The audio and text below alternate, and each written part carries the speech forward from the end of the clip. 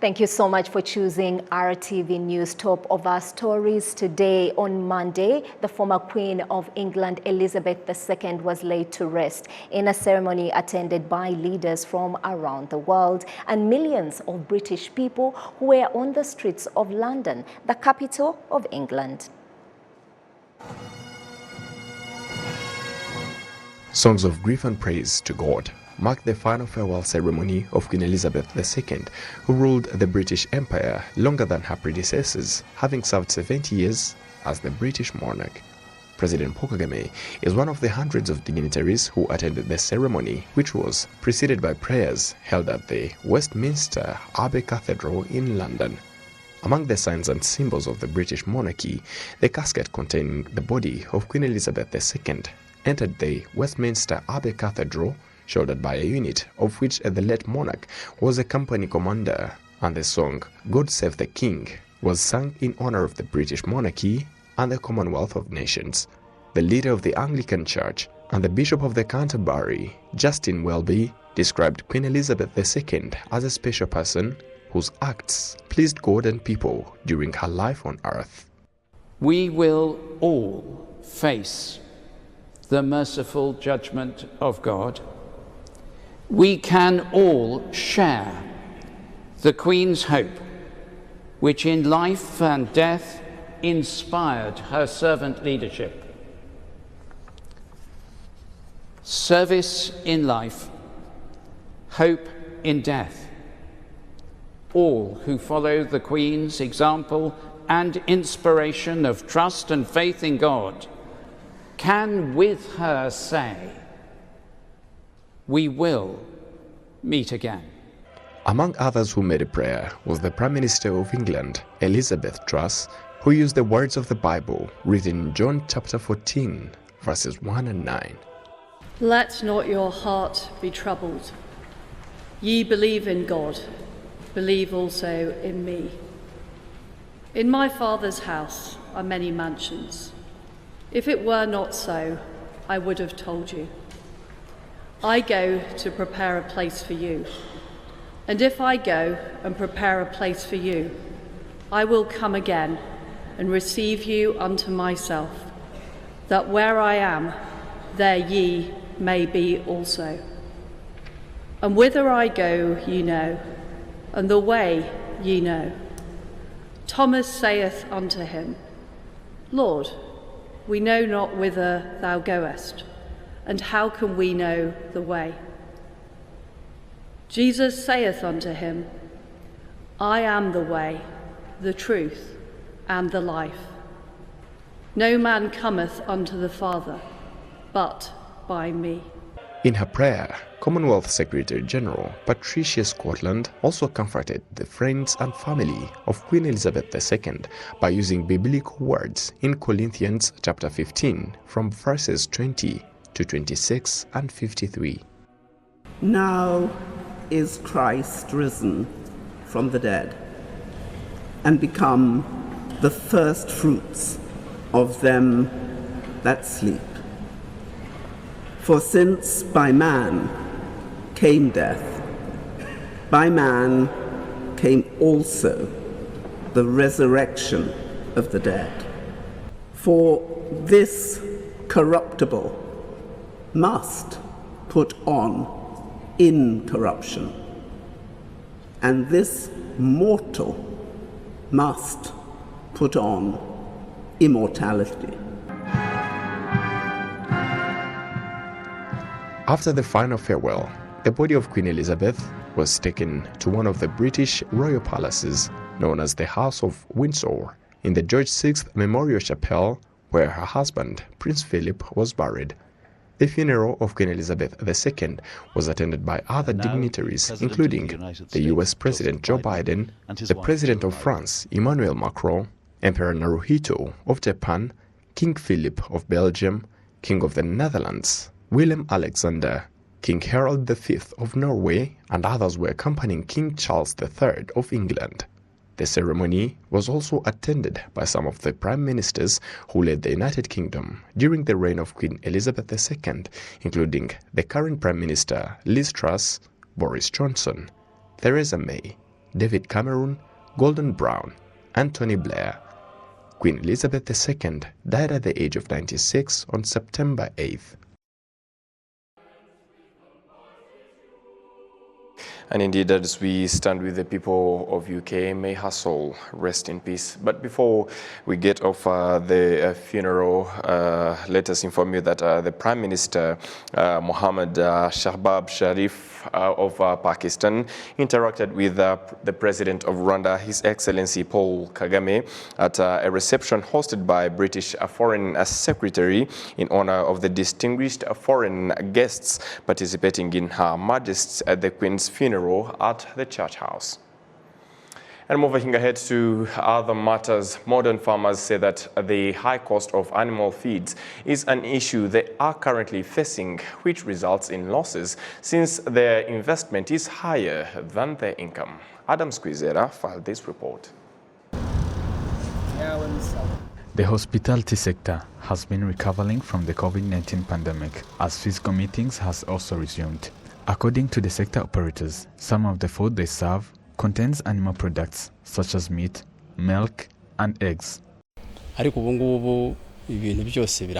Currently, all animal products are available, and even vegetables, except fishes that are imported, but we get it on time. Currently, we're not facing any issue, especially at our hotel. The Deputy Director General of Rwanda Agriculture and Animal Resources RAB, Solange Uwituze, points out that the government is planning to put much efforts in developing livestock farming. The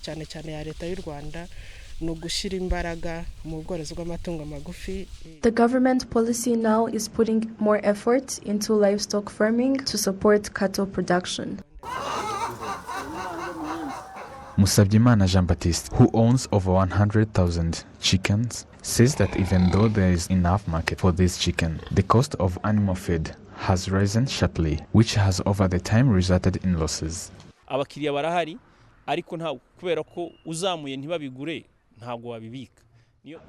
are lucky that we have clients, especially in Rwanda.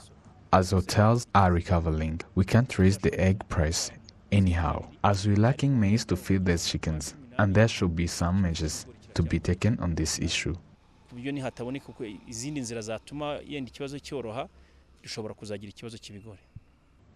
Economic expert Strato Habyarimana noted that this issue could be solved by if farmers cooperate to set prices for their products.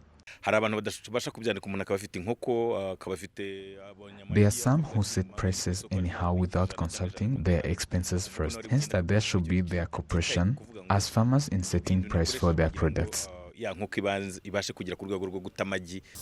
Currently, maize production has reduced both on domestic and international markets, since it is used to feed animals at 75% rate, plus other products which was being imported from Ukraine but are no longer available due to the Russian-Ukraine war. Adams Kwizera, RwandaTV News. Thank you, Adams. And moving on Monday, the Ministry of Health, in collaboration with the World Health Organization, held a meeting on the emergency preparedness and response flagship projects that aim at ensuring health security in the African region. Betty Motone brings us this report. Rwanda is among the top countries that managed to fight against COVID-19 pandemic.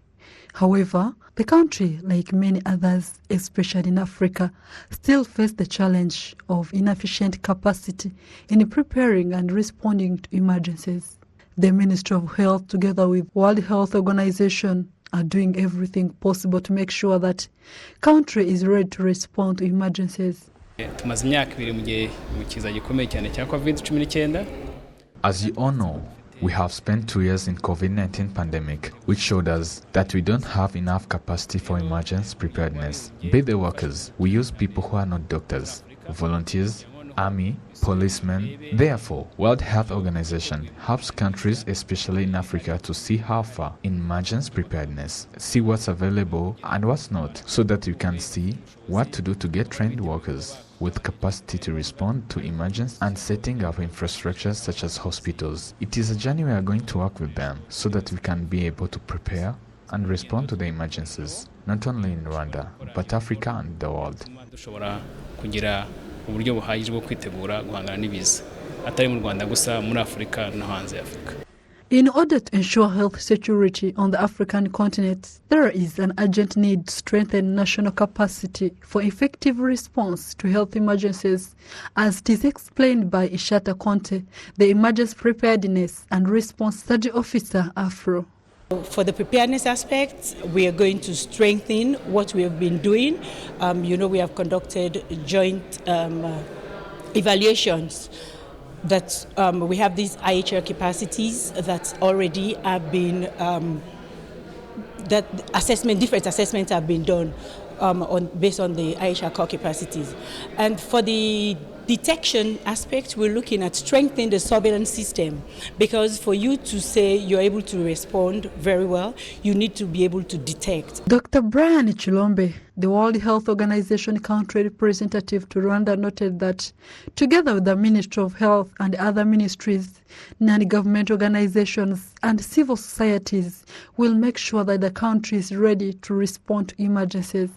And this initiative wants to build on the system that's in place. So the idea is not to bring something new, something different, but to say what's the capacity in country, in government and other partners, what are some of the gaps, what needs to be done in addition. So build on the system and then make sure that the country is ready to be able to respond. In this context, the World Health Organization Afro-Region has launched 3 flagship initiatives to strengthen countries' capacity to prepare, detect and respond to emergencies. And Rwanda's preparation in implementing the 3 programs is scheduled from 18th to 23rd September 2022. Betty Mutoni, RwandaTV News. Thank you, Betty, for the report. And as we move ahead to matters related to health, medical students from different countries are in Rwanda to discuss how to develop medical technology post the COVID-19 pandemic. Participants at the meeting said that the COVID-19 pandemic has shown that there should be more effort in the use of medical technology. Although there are medical students, they also contribute to providing different medical services in the community. We don't have a very big developed digitalization health sector, but Rwanda is doing its best to promote it through different activity, bubbly. It's a way of treating people, getting the health services without even going to the hospital, so they can be treated even online, only by calling. So I think Rwanda is putting much effort so that everyone can access health services, health facilities, without physically only, but also virtual and even using internet. Rwanda Medical Student Association of Rwanda, it's really emphasized on awareness and outreaches to communicate to the public, to give them a big picture of how they can prevent diseases. Not only teaching, but also giving the examples. We are youth, and you have to be the first to take the step to help the government in implementing different measures to prevent different diseases, not only the communicable diseases, but also even the non-communicable diseases. Everything that involves technology, when you see where the world is right now, like we're heading in the technological era, like we're heading to the digital era. So if we're heading to the digital era, we don't have like the health sector should not be left behind. It has to go with others. So that is why we choose to focus on digital health, because we believe, or because like the medical students, they are the future healthcare providers. So if you are forming or when you are capacitating the medical students, then you are capacitating the nation. I think international cooperation is really the foundation of improving healthcare systems, because we have a habit of reinventing the wheel everywhere we go. So like taking tried and tested innovations from different contexts and trying to apply them to your own system is a much more efficient way to improve your healthcare system than inventing things by yourself. So coming here, exchanging with students from all over the African continent is an amazing way to see how healthcare is structured here and what can be transferred. We Africans were blessed with great minds, great brains. We are excelling in every field that you can ever imagine. I think it's very possible for us to. It's true that the pandemic was really a tight time for us. It was something new. We're not really prepared for it. But now we are post-pandemic. We're trying to regain our resources. It's slow, but we are going to get there. We are getting there already. So digital health, with our brains and every knowledge that the great minds that God has blessed us with, of course, it's something that's very possible in Africa. A professor at the University of Rwanda, Professor Stephen Rulisa, says that young medical students are more tech-savvy and therefore having medical technology as a topic of discussion at this international conference that is bringing together medical students gives hope for the development of the health sector. It's very key that we understand that we cannot do anything without digital. IT is here to stay, so we cannot afford anymore to assume that we can do business as usual without involving IT. So digital health as a component is very key to embed IT and digital technologies into health systems. We cannot operate health care as a doctors or healthcare professionals without employing IT. So it's very important that our students and our young doctors understand the role of digital health. 50 students from 7 African countries are attending the conference for the 3rd time. Up next, COMESA's member states are set to join forces to strategize on policies to ensure that there's efficient use of solar power equipment to increase the number of households that are able to access electricity. We have this story with Precious Kirezi. A survey conducted by the Common Market for Eastern and Southern Africa shed light on the fact that the power distribution equipment, being of poor quality, poses as an obstacle preventing their usage, which is further emphasized by their price range being too high for a product with its credibility that hasn't won over the consumer markets just yet. The Permanent Secretary of Rwanda's Ministry of Infrastructure gives an insight into the preventative measures the country has taken so far. The quality of solar products are checked. You know, we have institutions that are in charge of this, especially the Rwanda Standards Board. However, it doesn't prevent us to work with other countries, especially the member states of COMESA, to harmonize and ensure that the quality standards cuts across all the member countries. And we also make sure that we harmonize the customs duties and tariffs, which are not now harmonized. And this is affecting the way trade is done in this sector. Rwanda's target is for every household to be powered by electricity by 2024. However, the current standing is at a 73% electricity-powered households, and the remaining 22% are solar-powered. Active use of solar energy has maintained low participation within COMESA's member states. However, thanks to the REEF project aimed at financially facilitating infrastructure, COMESA has received a $10 million grant from the World Bank aimed at implementing policies to reduce equipment costs and simultaneously enhancing quality. There are a number of factors that lead to people mistrusting the use of solar, and one of them is the sourcing of poor materials from certain countries. And by the time a number of us use the cheap solar materials, then we lose trust in those materials, and then maybe also lose trust in solar energy. So the study has been carried out by COMESA, and we're going to listen to the consultants' report about their findings, so that all these member countries will also give their experiences. And in the end, we'll have recommendations that we are going to take to our Council of Ministers that will make policy decisions to enable this particular energy easily accessible and reliable. The World Bank has also allocated a $400 million loan to the private sector through the COMESA Commercial Bank to solidify their continued involvement in future projects. All 21 member states of the COMESA have been represented in Kigali for a summit intent on implementing policies to avail affordable, high-quality equipment within the region. Precious Kirezi, RTV News. And from this, we come to the end of our tonight's edition. On behalf of the entire news production team that made it happen, many thanks for being with us. My name is Sam Kalisa. And I'm Isabel Masozera. We'll see you soon. Goodbye.